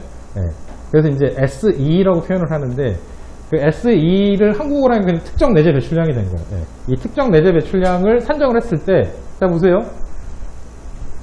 그래프 그냥 쉽게 생각해서 그래프가 이만큼 더 길어. 그럼 그 이 위에 있는 나머지 잉여분, 잉여분을 뭔가 이렇게 지불을 하라는 거예요. 근데 다만 합리적으로 이네 나라에서 기지불한 탄소 가격에 대해서는 배제를 해줄 거예요. 여기 위에 보면 기지불 탄소 가격이라는 게 뭐냐면 우리나라와 같이 배출권 거래제를 하고 있는 나라들, 이런 나라들 같은 경우는 현지에서 지불한 거에 대해서는 빼주겠다. 그리고 나머지 잉여분에 대해서만 이제 인증서 구매를 통해서 제출을 해라. 요게 이제 산식이라고 보시면 될 것 같아요. 자, 근데 그러면 우리는 뭐 내재 배출 산정했는데 우리 인증서 안 낼래? 어떻게 될까요? 어떻게 될까요? 과징금을 내셔야 됩니다. 근데 과징금이라는 게 그냥 과징금만 내면 되는 게 아니라 당연히 안 낸 인증서를 구매를 하셔도 내고 플러스 알파로 이제 과징금을 내는 거예요. 그러니까 가산이 되는 거죠. 그래서 실제 제때에 보고하고 그다음 제때에 산정을 해서 제때에 내지 않으면은 결국에는 플러스 알파, 우리 이제 세금 안 내면 가산세 있잖아요. 똑같아요. 그래서 과징금을 부과를 한다. 근데 과징금 같은 경우는 EU ETS 기준으로 해서 플러스 40유로예요, 톤당. 그렇게 보시면 될 것 같은데. 자, 그러면은 이 메커니즘이 결국에는 CBAM에서 우리가 이제 돈을 지불하게 되는 이제 메커니즘으로 생각을 해 주시면 될 것 같습니다. 자, 그러면은 신고는 누구를 주체로 하냐. 좌측에 보시는 것처럼 그 CBAM에 대한 부분은 지금 현재는 이제 전환 등록부라고 얘기를 하는데 뭔가 이렇게 신고를 한 신고 시스템이 있어야 될 거 아니에요. 이게 지금 관세청 시스템하고 이제 물려 있습니다. 그래서 아마 보신 분들도 있겠지만은 지금 현재는 그 EU 영내에 있는 수입업자가 관세 당국에다 이제 신고를 하게 되어 있죠. 그러니까 보고서 제출을 하게 돼 있죠. 보고서 제출을 하게 되어 있는데 이 보고서 제출을 하는 시스템이 이제 관세 시스템하고 이제 물려 있어요. 그래서 그거를 내기 위한 이제 엑셀 형태의 그 커뮤니케이션 템플릿이라는 거를 EU 당국에서 이제 배포를 했는데 그 커뮤니케이션 템플릿 안에 있는 내용들이 대부분 수입 수출할 때 쓰는 양식과 거의 유사합니다. 그래서 이제 앞에 그 제품에 대한 이제 전반적인 개요부터 해서 이제 들어가는데 이 내용들 중에 이제 가장 좀 이제 중요한 부분들이 아까 말씀드렸었던 SEE 특정 내재 배출량. 그러니까 이 제품에 대한 특정 내재 배출량에 대한 정보가 가장 사실 중요하다라고 보시면 될 것 같습니다. 그래서 이거를 우측 상단에 보시는 것처럼 실제 신고하는 신고인은 수출하는 사람이 아닙니다.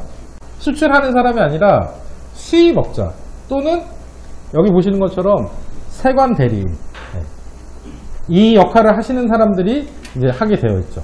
그러니까 예를 들어 저희 이제 포스코플로 같은 경우는 저희가 이제 포워딩과 관련된 이제 비즈니스들이 많은데, 만약에 저희가 이런 이제 수입 대행을 해서 이제 수입과 관련된 부분 EU 당국에 뭔가 이제 이 보고를 해야 되는 입장이다.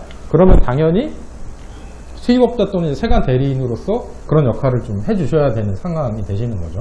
그래서 이제 여기에 대한 이제 좀 정보나 아니면 지식이 이제 필요한 상황이라고 보시면 될 것 같습니다. 네. 여기 이제 뭐 전환 등록부에 대한 부분들은 그렇고요. 예. 이제 우측에 보시는 것처럼 이게 이제 뭐 그 해외에 있는 다양한 이제 비EU 국가 사업장에서 나오는 이제 상품을 수입하고 그랬을 때 이제 그 뭐 내재 배출량에 대한 데이터를 요청을 하면 거기에 따라서 신고를 한다. 이런 구조도를 참고를 해주시면 될 것 같습니다.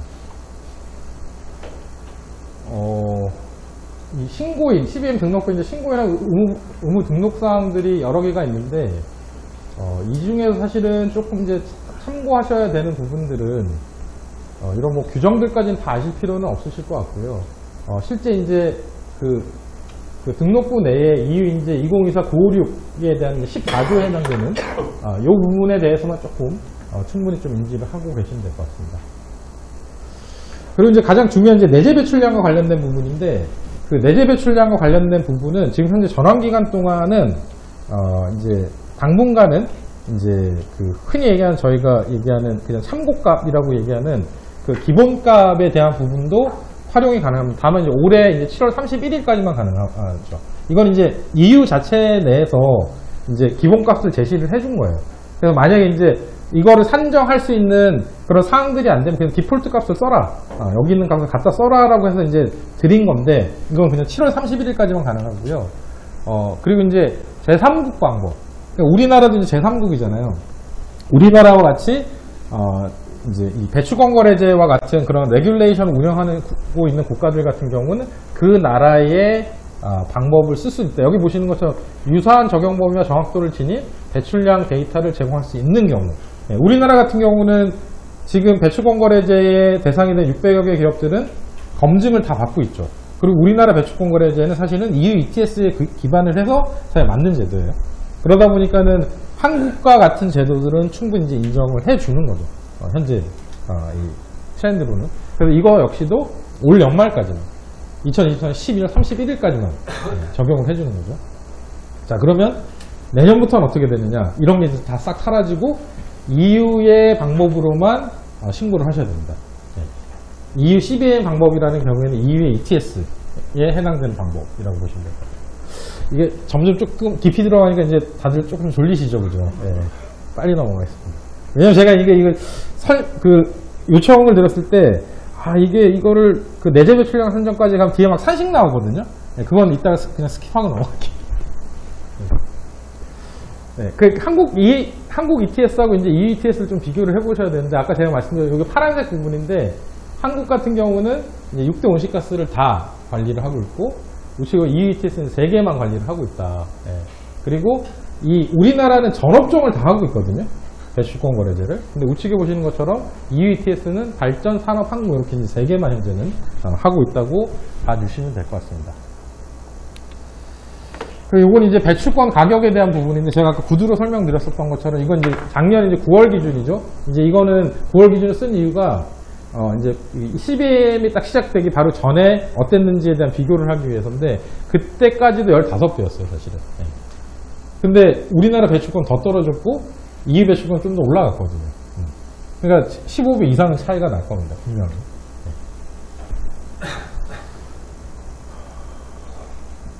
아까 이제 우측에 있는 부분을 조금 제가 앞단에 포커스를 맞춰서 설명을 드려서 이건 넘어가겠습니다. 자, 그러면 이제 과징금.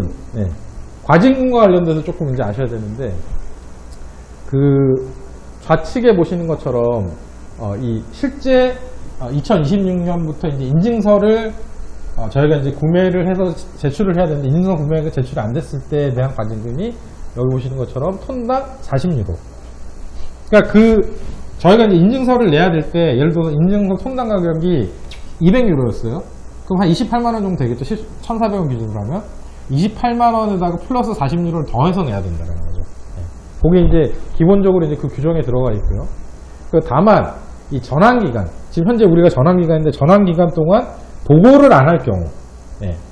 그러니까 의무를 하라 그랬는데 의무를 지키지 않았을 경우에는 톤당 10에서 50유로까지 지금 과징금 부과를 할 수 있게끔 그렇게 하고 있습니다. 그러니까 지금 우리나라 기업들 중에 CBAM 대상이 되는 기업들 같은 경우는 일단 이제 작년 연말까지도 이 제도가 뭔지도 잘 모르시는 기업들 태반이었어, 사실은.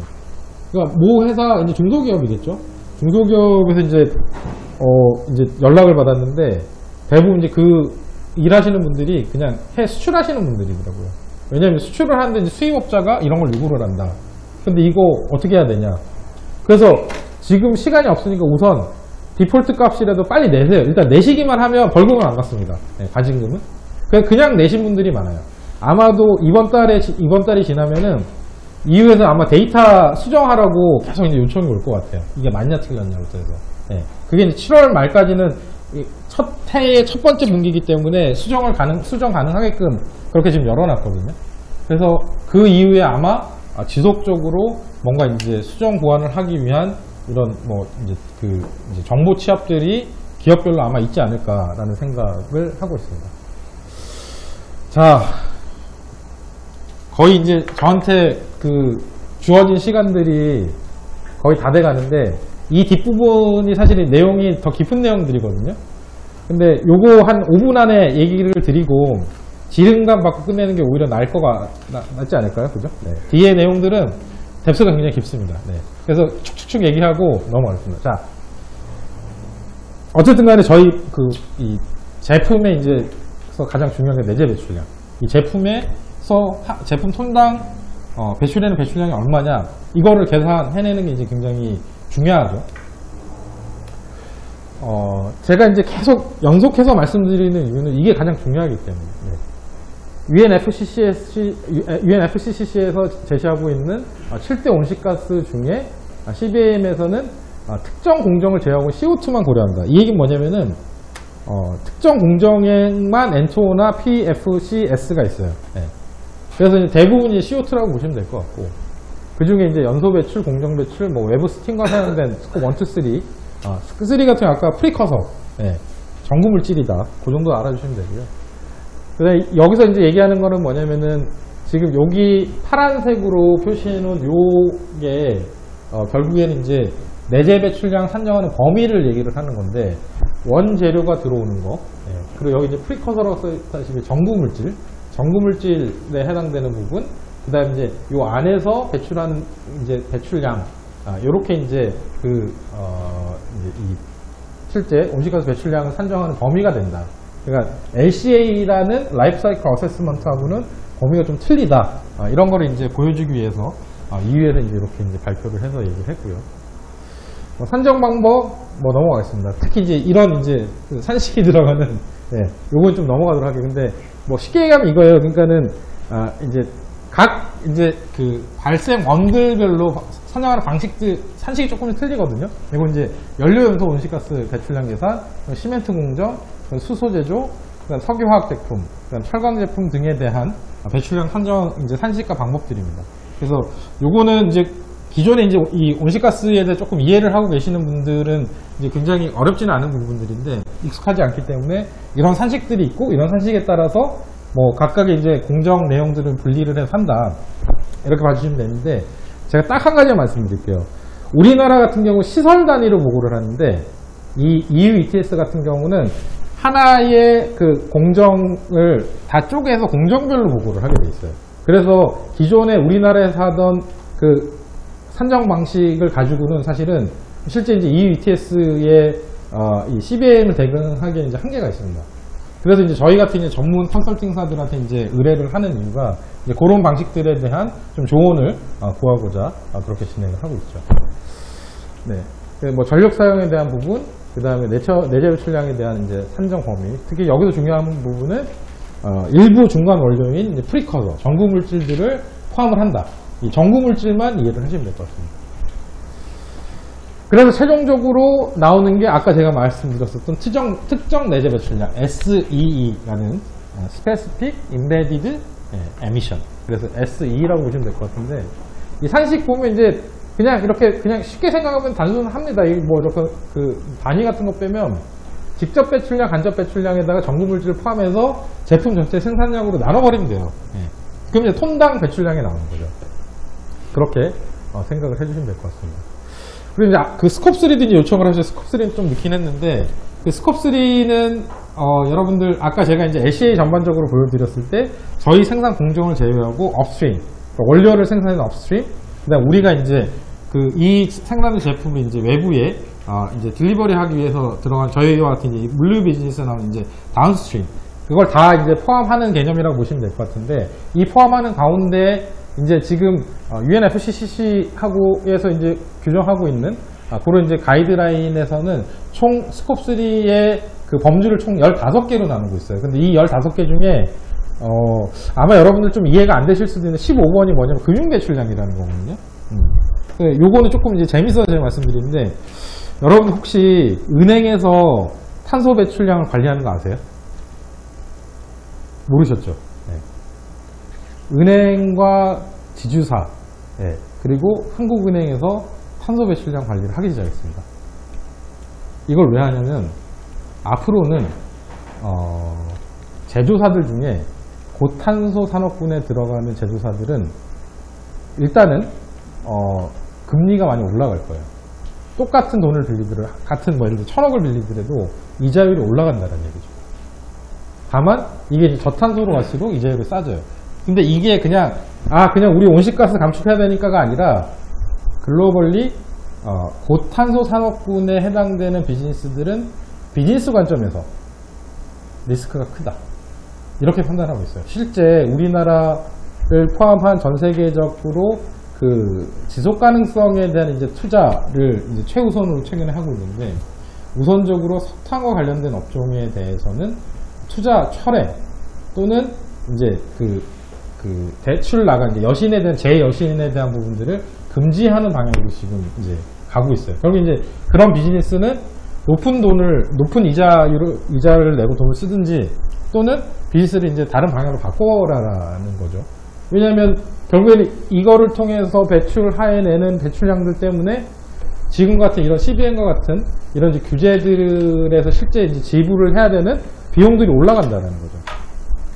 이해가 되시죠? 그래서 스콥3에 15개가 있는데 그 중에 15번은 금융배출량이라는 거고, 그 금융배출량이라는 건 결국엔 뭐냐면은, 그냥 쉽게 제가 산식을 말씀드리면은, 예를 들어서 저희가 뭐 KB에서 이제 대출을 쓰고 있어요. 여신을 쓰고 있는데, KB에서 이제 그 여신의 이제 종류들이 있을 거 아니에요. 그럼 그 여신의 종류를 쭉 분리를 해서 그 중에 이제 저탄소, 중탄소, 고탄소를 나눈 다음에 실제 그러면 그 여신 나간 게 이 회사의 뭐 전체 여신의 몇 %가 되는지, 이걸 가지고 그리고 이제 그 회사에서 배출량의 스콥 1,2를 가지고 배출량을 이제 간접적으로 산출을 합니다.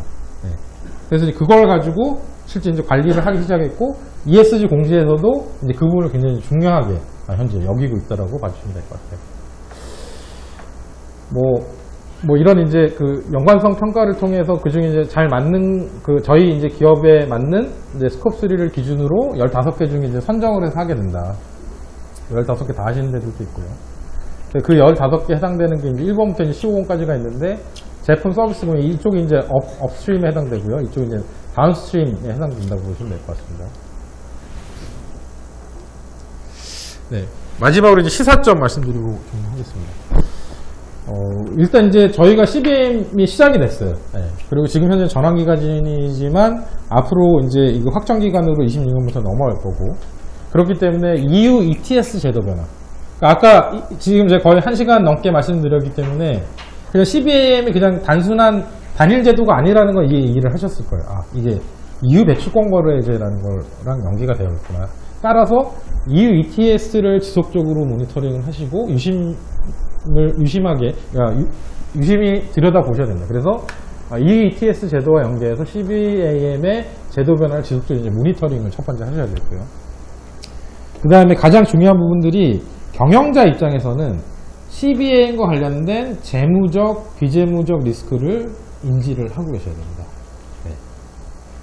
이게 이제 저희 사실은 그 포스코 플로우는 CBAM 지금 당장은 크게 상관이 없을 것 같아. 이런 생각을 당연히 하실 수도 있어요. 근데 유사한 비즈니스를 하고 있는 그 H그룹의 모사가 저희한테 이제 의뢰가 온 게 저희는 직접적으로 신고하는 건 전혀 없다. 다만 이게 재무적으로 영향이 있을 수 있을 것 같다. 왜냐면 저희는 이제 유럽에 뭔가 수출도 하고 있고 그 다음에 뭐 유럽하고 연관된 비즈니스를 하고 있기 때문에 그런 거를 디파인해서 리스크를 좀 우리는 이제 좀 미리 예측을 해봐야겠다. 그렇게 해서 이제 준비들을 사실은 하고 계시거든요.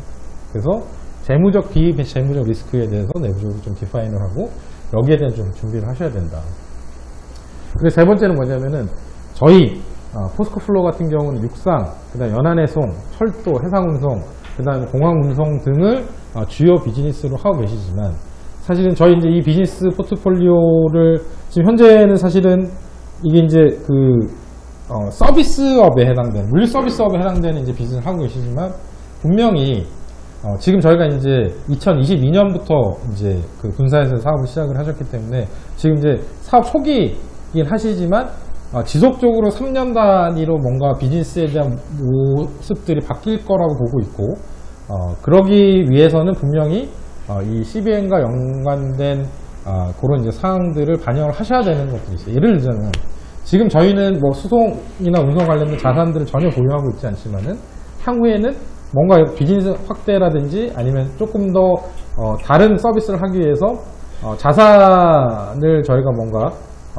내재화 시킬 수도 있다라고 보거든요. 그랬을 때 어떤 이슈들이 분명히 생길 수도 있다라고 보고요. 그리고 이제 네 번째 스콥3 배출량과 관련해서 특히 이제 다운스트림 영역에 있어서는 배출량 산정에 대한 내부 광고문들을 구축을 해놓는 것이 조금 필요할 것 같다. 이게 이제 오늘 좀 말씀드리고 싶었던 마지막 메시지입니다. 자, 지금 제가 거의 한 1시간 40분 정도 얘기한 것 같고요. 네. 혹시 질의응답이 있으면 질의응답 받고 마무리하겠습니다. 그 이유하고 거래하지 않는 기업은 네. 그렇죠. 뭐 이후에는 전혀 뭐 비즈니스가 없다. 그러면은 사실은 상관은 없으실 수도 있는데, 근데 이게 이제 직간접적으로 이제 그 연관이 돼 있는 경우들이 있더라고요. 그러니까 이게 이제 자료 요청을 하기 위해서 그런 부분들은 분명히 뭐 생기긴 합니다. 근데 직접적으로 연관이 없다 그러면 사실 이건 이유 제도이기 때문에 상관은 없는데 향후에 이제 뭐 물론 이제 지금 뭐 트럼프가 될지 바이든이 이제 재선에 성공할지는 모르겠으나 바이든이 계속 간다면 아마 IRA 이후에 아마 이와 유사한 탄소 국경 조정 제도가 또 생길 겁니다. 네. 한 두 가지만 좀 물어볼게요. 네네. 지금 이 환경이나 이런 것들이 네. 지금 뭐 아까 트럼프 잠깐 말씀하셨지만은 되게 포리티컬하게 흘러가는 부분이 되게 많지 않습니까? 최근 들어서. 그러면은 이 뭐 미국도 지금 뭐 트럼프가 되느냐 바이든이 되느냐 달라지는 부분이 되게 많을 거라는 예상이 되고 또 뭐 EU도 뭐 아직은 어떨지 모르지만은 그런 부분에 대한 변동성도 되게 많은데 그런 게 좀 어떻게 되는 뭐 대응을 다른 거는 있을지는 모르겠지만 그런 게 궁금하게 연결해서 보면은 미국도 이제 우리가 요즘에 블락화되고 뭐 트럼프가 되면은 들어오는 거 일반 관세 다 올려서 이제 관세를 매겨서 그레이드 아메리카를 만든다고 하면서 결국 그게 성공하지 못할 거라고 보는 것 중에 하나가 자국 내 물가 인상이거든요. 그러니까 수입을 이제 관세를 많이 들어오면 비싸게 되면 그러면 그게 지속될 거냐라는 것처럼 CBM 같은 경우도 결국 EU와 거래를 하려고 그러면은 이제 투자를 해서 다 원가가 올라가게 되는 상황이 될 건데 그러면은 그 얘기는 결국 EU 내부도 이런 친환경 차가 많이 일어나면 안에서도 물가가 되게 많이 올라가지 않을까를 생각해 본다면 아까 정치적 그런 걸 따져보면 연결을 시켜보면 과연 이거를 빨리 치고 나가는 게 맞느냐 아니면은 좀 어정쩡하게 따라가는 게 맞느냐 그러니까 미리 확 빨리 따라 나갔다가 우리만 원가 다 올라가 있고 뭐 미국이나 유럽 같은 데서는 또 뭐 정치적 여력이 뭐 좀 딜레이가 된다든지 보류가 돼버리면 오히려 더 불리하지 않을까 뭐 그런 생각이 좀 드네요. 아, 네. 그래서 제가 드릴 답변은 거기에 대해서 어떻게 생각하느냐 뭐 이거 물어보시는 거죠.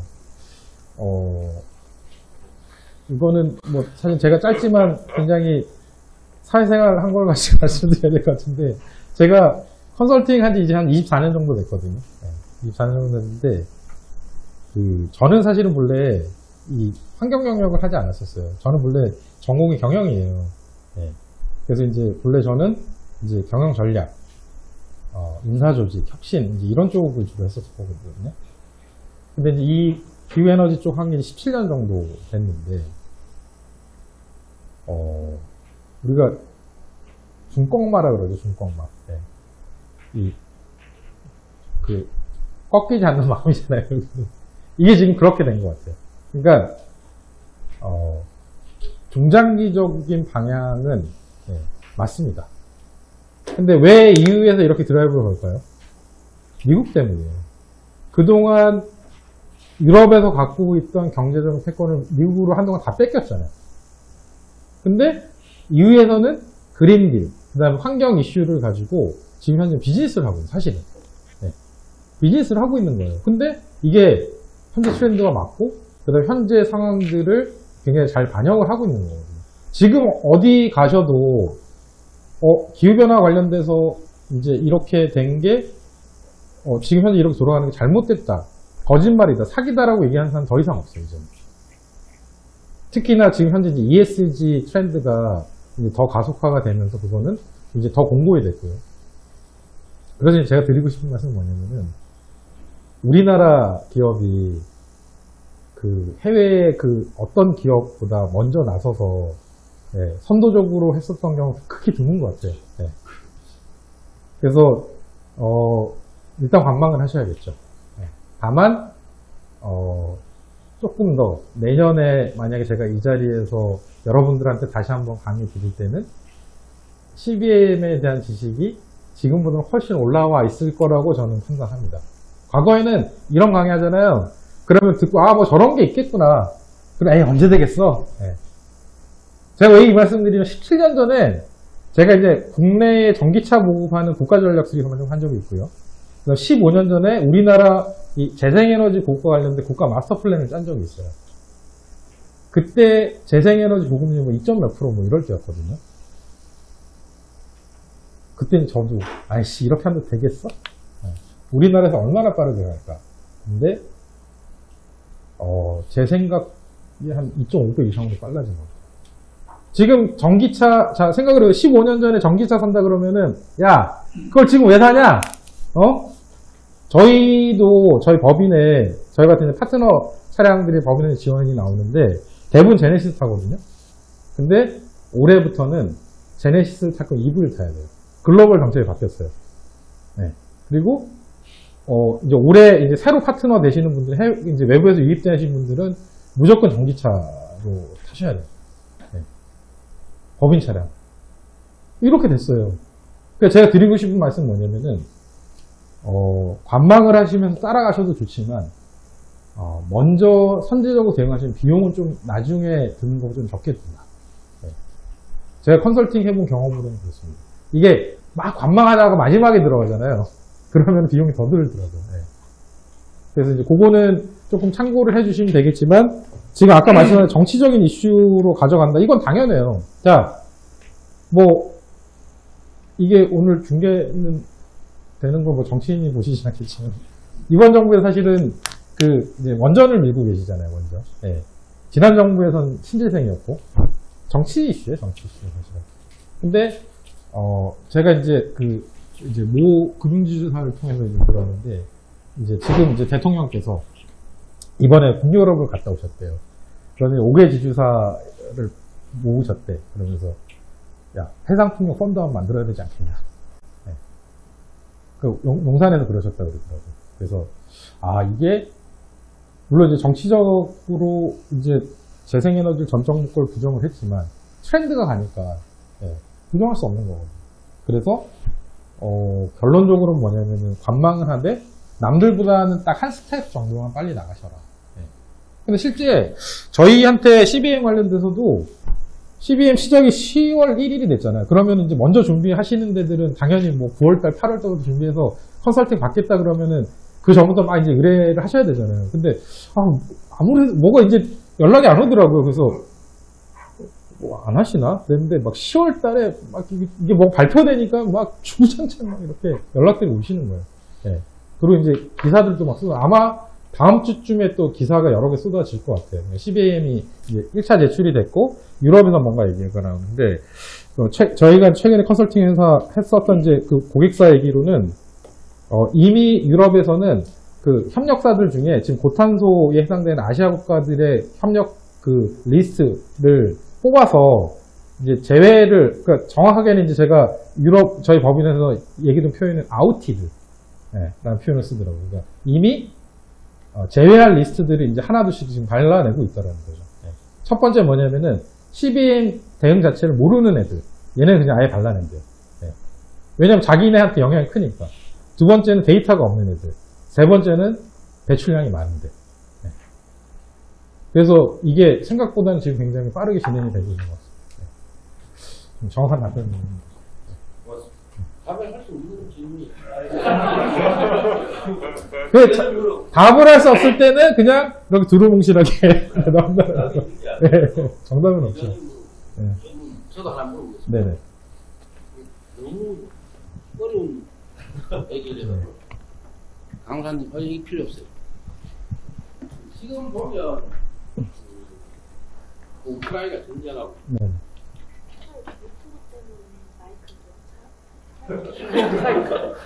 안 되죠.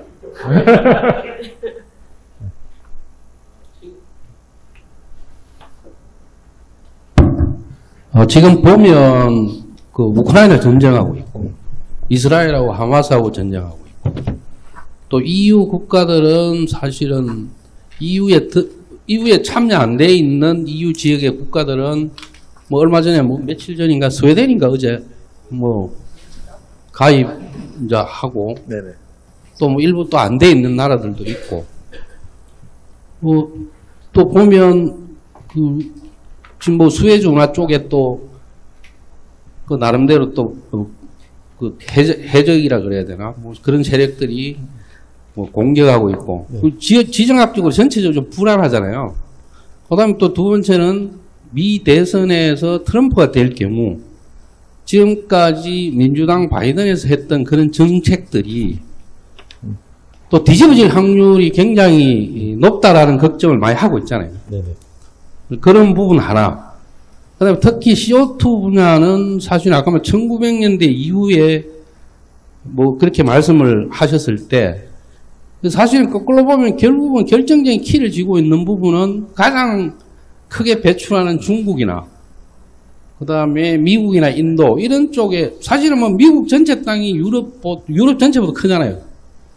그래서 그렇게 보면 결국은 이제 이 중진국에 겨우 이제 들어서려고 하는 큰 나라들 뭐 예를 들면 중국이겠죠.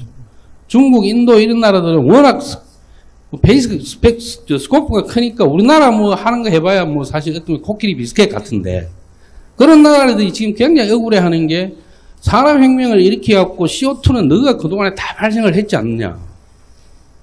근데 우리 이제 중진국 초입에 있는데 당신네들이 우리를 이렇게 옮아내면 당신네들이 기존에 만들어놨던 찌꺼기를 우리까지 다 먹고 하면서 우리를 더 핍박하는 말도 되지 않느냐. 뭐 이런 불만들이 뭐 제가 들은 바로는 꽤 크다라는 그 다음에 이 사람들도 어쨌든 인구라는 파워도 있고 중국 같은 경우는 또 제2의 뭐 대국이 되었으니까. 맞습니다. 그래서 이제 결론적으로 얘기가 길었는데 이 제도가 과연 유럽에서 저렇게 오래전부터 준비를 해왔는데 이게 과연 그런 여건에 따라 제일 중요한 거는 시기가 중요하잖아요. 그래서 그런 시기가 과연 변동성에 대한 25년을 쭉 하셨다고 하셨으니까 그런 촉은 굉장히 저는 좋을 걸로 강사님한테 믿고 이게 변동에 대한 가능성 뭐 이런 부분들, 왜냐하면 한국 기업들도 준비가 안 된 기업들이 엄청 많거든, 사실은. 네. 뭐 결론적으로 이제 대표님께서 물어보시는 거는 지금 뭐 이 CBAM만 놓고 봤을 때 이 CBAM 제도의 변동 가능성을 물어보시는 것 같고, 결국은 이제 26년도에 확정 시행이 될 거냐, 아니면 더 미뤄질 수도 있을 거냐라는 거에 대한 질문을 해주신 것 같아요. 26년에 합니다. 네. 이거는 그냥 변동의 여지가 없고요. 이미 법상으로 이제 규정을 해서 공표를 한 거여서, 예, 합니다. 하는 건 맞고요. 다만 이제 뭐 말씀하셨던 것처럼 뭐 이게 법상으로 안 돼 있는 상황이었으면 제가 뭐 밀어줄 수도 있겠습니다 이렇게 말씀드리지만은 25년까지 이미 전환기간 결정이 됐고 25년이 지나면 26년부터는 확정기간과 동일하게 이제 확정을 해서 낼 것 같아요. 근데 이제 이게 제가 이 말씀 드리는 게 뭐냐면은 유럽은 미국하고 틀린 것 같아요. 네. 미국은 사실은 물론 이제 다양한 이제 연방 정부들과 이제 주에 따른 이제 특색들이 있긴 하지만은 기본적으로 미국은 뭐 민주냐 공화에 따라서 사실은 정책이 너무 틀리기 때문에 예를 들어서 이제 트럼프가 되면 사실은 기본적으로 이제 IRA부터 없애려고 그럴 거예요. 네. 네. 그리고 이제 다른 방식 아까 말씀하셨지만 관세를 뭔가 올려서 IRA는 사실은 이제 이런 녹색 산업을 육성하기 위해서 이제 법인세를 올리는 거잖아요, 결국에는. 근데 얘는 이제 관세를 올려서 이제 그레이트 아메리카를 만들겠다라는 건데, 그거를 만약에 했을 때 반대 극부, 정치적으로 분명히 생길 수가 있죠. 근데 유럽은 아시겠지만 EU 안에 있는 국가가 27개 국가입니다. 그리고 이 CBAM에 들어와 있는 국가는 거기 플러스 ETA에 해당되는 국가. 그러니까 유럽 이제 프리 트레이딩 어소시에이션인가요? ETA에 들어와 있는 4개 국가도 다 포함이 되어 있거든요. 그러니까 스위스, 뭐 오스트리아 이런 데까지. 그러다 보니 이거를 뒤집기는 어려울 것 같아요. 이미 의회 통과했고, 그 다음에 그러니까 그냥 일반 단일 국가로 봤을 때 대통령에 해당된 의사결정기구가 거의 이사회잖아요. 이사회도 이미 지나간 상황이고, 의회에서는 더군다나 초도부터 전 업종으로 다 확대를 해라라는 쪽이었기 때문에. 그래서 결론적으로 말씀드리면 26년에는 합니다.